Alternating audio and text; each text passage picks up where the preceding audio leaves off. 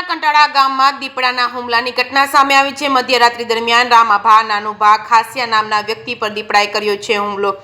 રામભા નાનુભા ખાસિયા રાત્રે પોતાની વાડીએ દેખરેખ માટે સૂતા હોય તે દરમિયાન થયો હતો હુમલો। ઈજાગ્રસ્તને ખાંભા હોસ્પિટલ બાદ અમરેલી સિવિલ હોસ્પિટલ ખાતે રેફર કરવામાં આવ્યા છે। રામભા નાનુભા ખાસિયાને પગના ભાગે ગંભીર ઈજા પહોંચી હતી। જે કેસની ગુજરાતી સાથે જૈનિક સોજિત્રા અમરેલી। શું ઘટના બની હતી? ખાસિયા મેરુભા નાનુભા મારું નામ। અમારી પોતાની કંટાળ ગામે આવેલી વાડીમાં અમે બંને ભાઈઓ અને એક અન્ય વ્યક્તિ સૂતા હતા। એવામાં અચાનક રાતના 1 વાગ્યાની આજુબાજુ દીપડો આવે અને મારા મોટા ભાઈના પગ ફૂલા હોવાથી પગમાં મોઢું મારી અને ઢસડી ભાગતા મારા મોટા ભાઈનો અવાજ આવતા હું ઉઠી ગયો અને અન્ય વ્યક્તિ ઉઠી ગયો। ત્યાં દીપડો નાસી છૂટ્યો।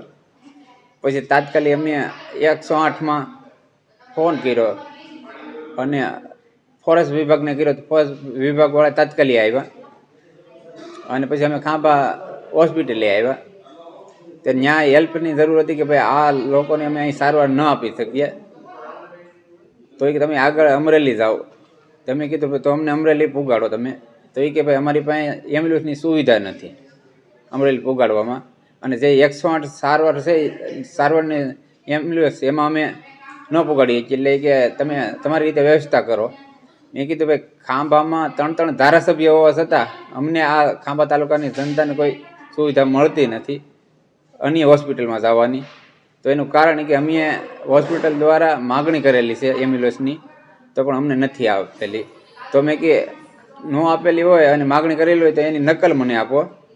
તો હું સવાર પડતા મેં કે ધારાસભ્યને એમએલએને હું ફોન કરીને કે ભાઈ અમને આવી સુવિધા નથી મળતી।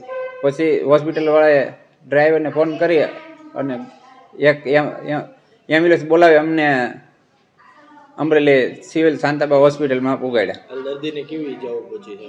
દર્દીને મોઢું મારતા કોઈ ટાંકા લેવા પોઝિશન નથી અને પગની અંદર ફ્રેક્ચર થતાં આ મોઢું મારતા દાંતની દીપડાના દાંતને વળી ફ્રેક્ચર અંદર થઈ ગયેલું છે।